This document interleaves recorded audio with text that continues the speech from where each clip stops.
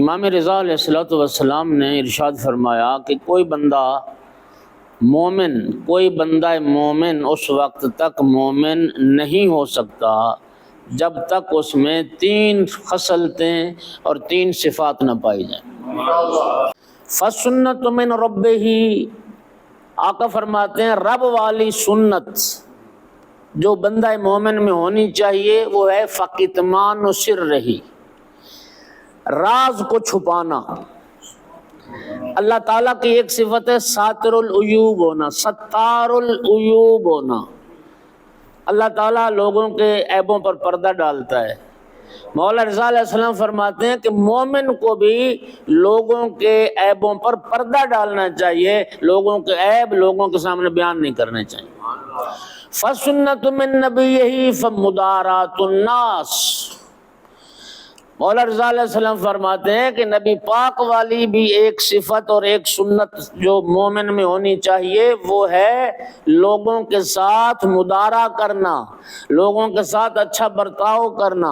اللہ تعالیٰ نے اپنے محبوب کو حکم دیا قرآن مجید میں خذ العفو، اے میرا محبوب تو عفو درگزر سے کام لے، معاف کرنا سیکھو۔ نبی کریم صلی اللہ علیہ وآلہ وسلم کی جو ذات بابرکات تھی وہ مجسمہ عفو تھی، نبی کریم معاف کرنے والے تھے۔ فرمایا معاف کرنا، خذ العفو اور وامر بالعرف، معاف کرنا سیکھو، لوگوں کو اچھائیوں کا حکم دو، نیکیوں کی طرف راغب کرو، وعارض عن الجاہلین، اور جاہلوں سے منہ پھیر لو۔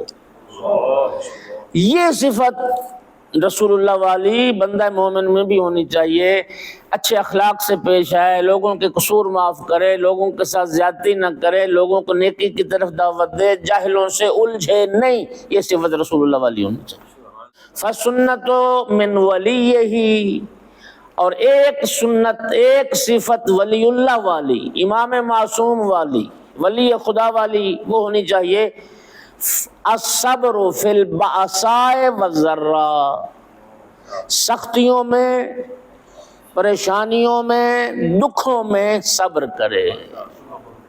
اللہ تعالیٰ نے اپنے اولیاء کی صفت قرآن مجید میں یہی بیان فرمائی والصابرین فی البأساء والضراء، اللہ کے ولی وہ ہوتے ہیں جو سختیوں میں، تنگیوں میں، دکھوں میں جو صبر کرنے والے ہیں۔ لہذا ایک ولی والی صفت یہ صبر ہے۔ اللہ تعالیٰ دکھوں میں اور مصیبتوں میں اور پریشانیوں میں اللہ تعالیٰ ہم کو صابر بنائے۔